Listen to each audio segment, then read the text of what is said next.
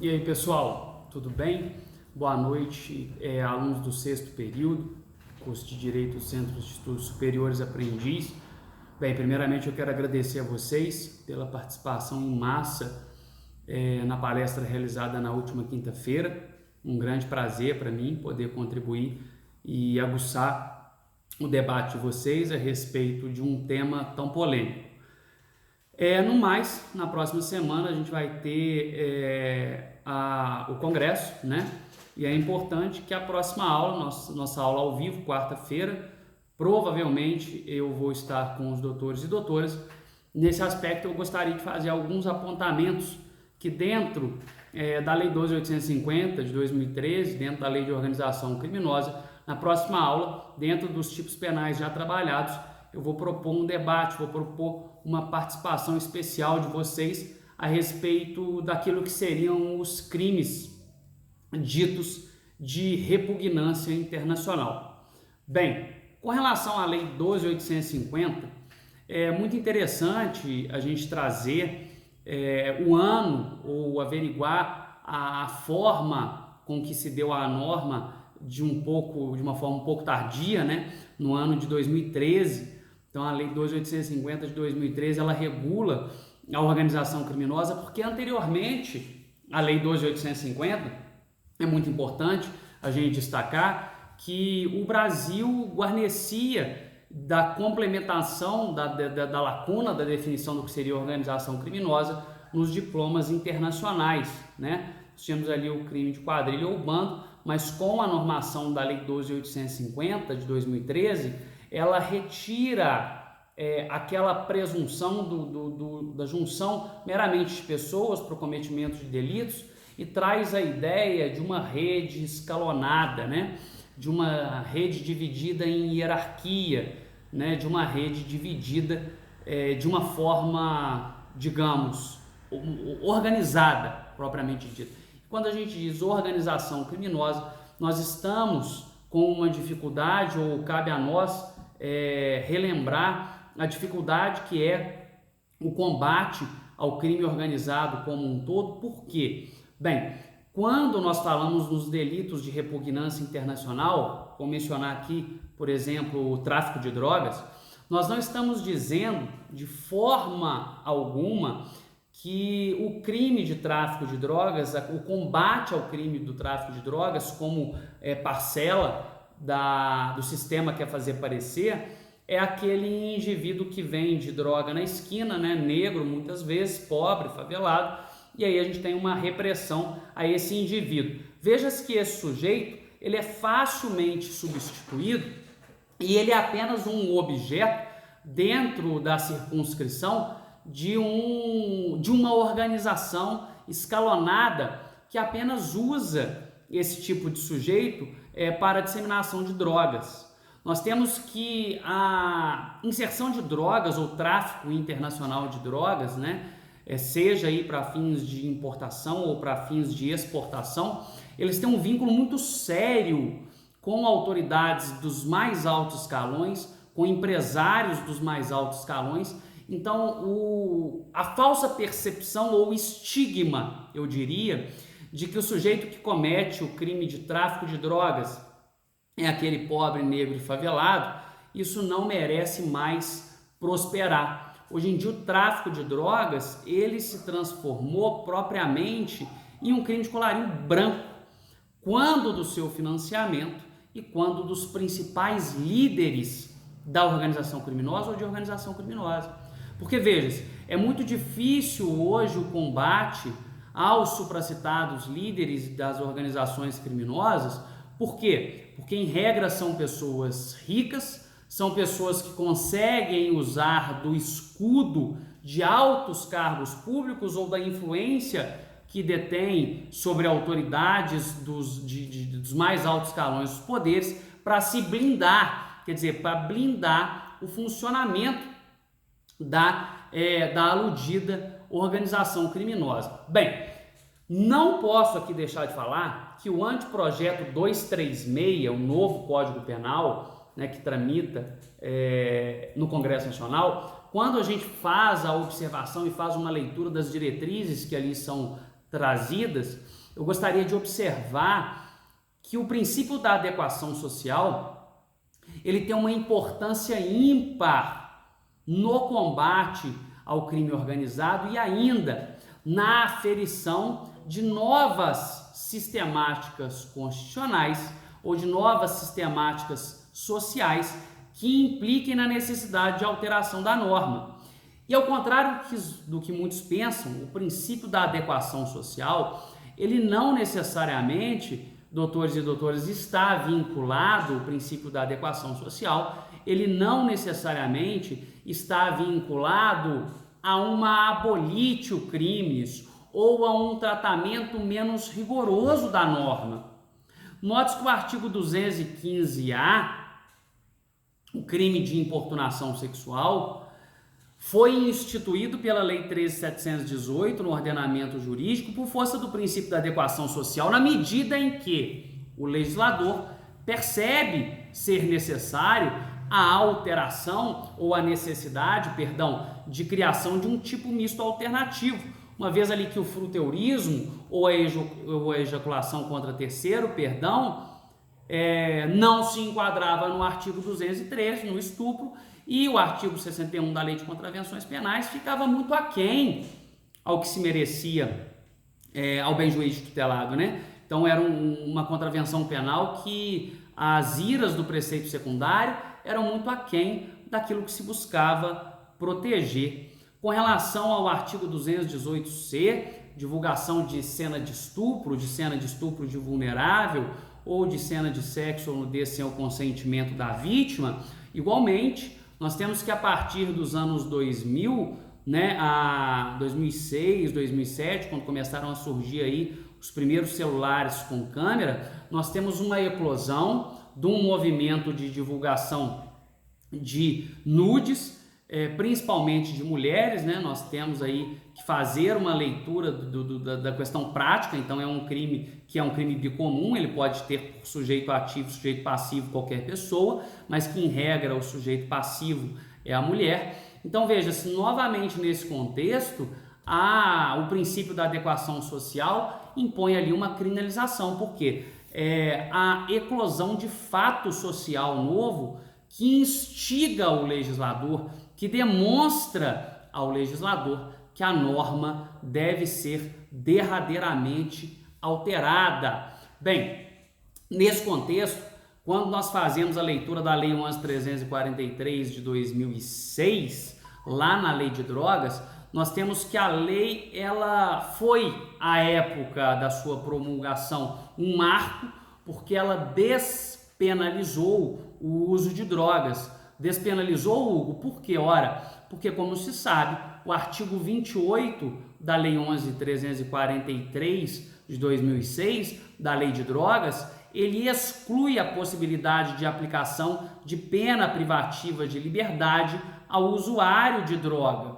Bem, quando nós fazemos então a leitura do artigo 28, percebemos que nós temos ali a imposição de penas restritivas de direito, a exemplo de frequência a palestras, né, para coleta de informações a respeito dos malefícios das drogas, então palestras educativas, prestação de serviço à comunidade, enfim, e ainda a pena pecuniária. Quando o artigo 28 ele nos traz essas penas restritivas de direito ao usuário de droga, nós dizemos que há uma despenalização e não uma descriminalização. Existe até uma divergência a respeito de ser o artigo 28 da Lei 11.343 um crime, né, ou uma infração penal de menor potencial ofensivo na modalidade de contravenção penal, que a lei estabelece que crime é aquele em que se combina a pena de reclusão. Então, na verdade, nós temos ali uma impossibilidade de pena privativa de liberdade de reclusão e de detenção, né?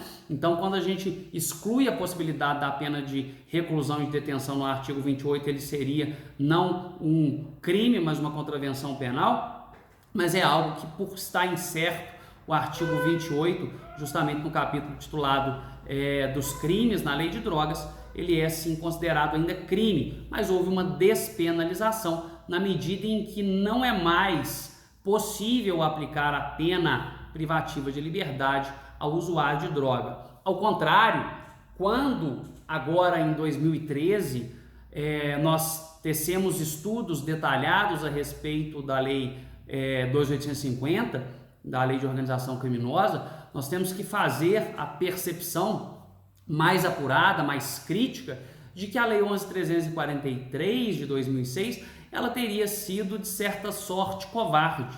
Bem, covarde por quê? Covarde na medida em que ela não diferenciou, seja porque a época não se fazia tão evidente, seja por uma inobservância de celeridade, uma necessidade de celeridade, mas ela não diferenciou o pequeno, o médio e o grande traficante.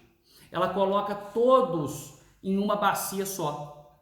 E quando ela coloca todos em uma bacia só, ela comete uma grande injustiça na medida em que os líderes das organizações criminosas, dificilmente eles são aí submetidos a uma investigação séria, ou ainda, quando são submetidos a uma investigação séria, uma investigação robusta, eles conseguem blindar o aparato estatal com o uso do arcabouço político, com o uso do arcabouço financeiro e ainda com o uso do arcabouço cibernético. Então, quando eu digo do uso do arcabouço cibernético, eu estou querendo dizer para vocês que a leitura do princípio da adequação social hoje exige, indene de dúvidas, o trato com maior rigor de delitos que, pelo ambiente cibernético, eles são de uma lesividade maior. Eles ofendem o bem jurídico de uma forma muito mais incisiva. Então percebam, qual é a ideia? A ideia hoje é nós fazermos uma introdução genérica da Lei 2.850, para que na aula de quarta-feira nós façamos uma aferição dos dispositivos já estudados face justamente àqueles delitos considerados de repugnância internacional. O professor Fábio Roque elenca, ao lado do tráfico de drogas, o tráfico de armas, o tráfico de pessoas, bem como ali todo e qualquer delito, e aí que a gente coloca, aí que nós nos pomos a debater, ou nos pomos a delimitar qual seria a singularidade, qual seria o ponto em comum dos crimes de repugnância internacional. São aqueles delitos tipicamente relacionados, às organizações criminosas. Por fim, aí, faltou falar, tinha me dado um branco momentâneo, né? Mas é porque eu falo muito rápido, é normal, mas faltou falar da lavagem de capitais. Muita gente não sabe, mas o crime de lavagem de capitais é também um delito de repugnância internacional. Quando se diz repugnância internacional, eu estou afirmando que a comunidade internacional deve se debruçar à coibição desses delitos, porque, em regra, eles reverberam uma transnacionalidade. Então, os delitos de repugnância internacional, veja, seja pelo arcabouço político, seja pelo arcabouço financeiro, ou seja, pelo arcabouço cibernético, em regra, são delitos transnacionais.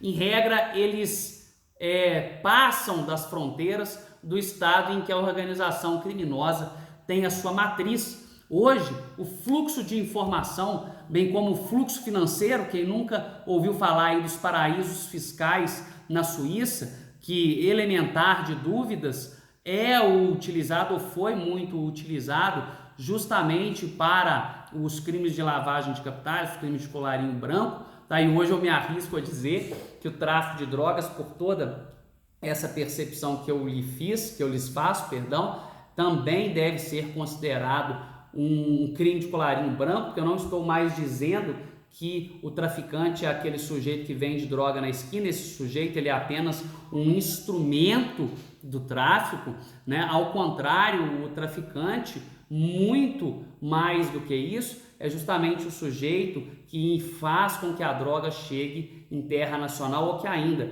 importe essa droga para fora do território nacional. Então isso dividido de uma forma escalonada, divisão de tarefas e hierarquia, justamente como prevê a Lei 12.850 de 2013. A Lei 12.850 de 2013. E note-se que a Lei 12.850 de 2013 é diferente lá do artigo 35 do Código, da Lei 11.343 de 2006, no sentido de associar-se, né? No sentido da associação para o tráfico. A Lei 12.850 ela é muito mais incisiva e rigorosa e tem que ser realmente, porque a comunidade internacional se atém à necessidade de punir determinados delitos com um rigor maior, ou ainda que a comunidade internacional se compromete a coibir de forma incisiva e a investigar de forma incisiva determinados delitos. Um grande desafio quanto a isso é o princípio da legalidade. É o princípio da legalidade. Porque se nós formos contextualizar a dificuldade de combate ao crime organizado num contexto, numa conjectura de ambiente cibernético, nós temos que a indispensabilidade da autoridade policial, do Ministério Público, né, de obter uma ordem judicial para uma quebra de sigilo, por exemplo, ela faz com que haja a perda do objeto quase sempre.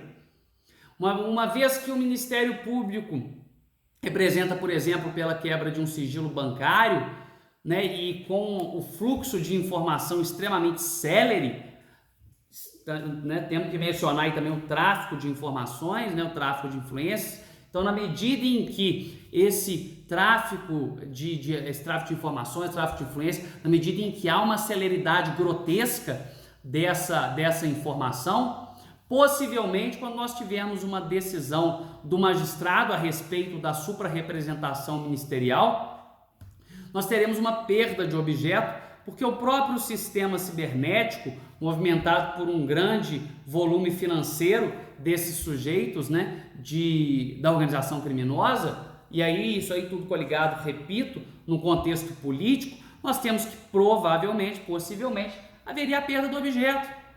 Haveria a perda do objeto por quê? Porque, ora, a partir do momento em que o juiz demora 3, 4, 5 dias, uma semana, para exarar uma decisão, o sistema financeiro ou o sistema jurídico ou a assessoria contábil que seja dessa associação criminosa, então veja, dessa organização criminosa, então veja que eu já estou falando aqui de um arcabouço, de um poderio a ser incisivo para excusar ou para bloquear a investigação contra essa organização criminosa. Então, no momento em que o juiz decide, muito provavelmente a blindagem dessa organização criminosa ela já foi feita. Né? E aí, quando nós fazemos uma leitura também do princípio da legalidade, nós não podemos aqui, de forma nenhuma, relativizar a própria legalidade ou relativizar a indispensabilidade de ordem judicial, isso tudo sob pena de violação aos preceitos constitucionais do Estado Democrático de Direito. Então a minha pergunta é, o que ser feito? O problema que eu coloco à discussão agora é como enfrentar os delitos de repugnância internacional, o tráfico de drogas, a lavagem de capitais, o tráfico de pessoas, delitos vinculados ali às organizações criminosas que têm natureza em regra transnacional. A minha pergunta reside no simples fato. Ora, como conjugar a necessidade de punir do Estado, como conjugar a necessidade de investigar do Estado, como conjugar a necessidade de comunicação da comunidade internacional ou a necessidade de trabalho em conjunto da comunidade internacional para a coibição desses crimes de repugnância internacional, com o contexto de celeridade de informação, com a estruturação da organização criminosa e com o princípio da legalidade. Existiria a possibilidade? É isso que eu vou falar um pouco no próximo bloco, para a gente, na próxima aula, trazer exemplos justamente dos crimes que a gente falou hoje e outros, e enfrentar se de fato haveria possibilidade de combate a essas organizações criminosas de uma forma incisiva, de uma forma efetiva e de uma forma eficaz, tá certo? Então daqui a pouquinho a gente volta no nosso próximo bloco, queridos. Um abraço, até já!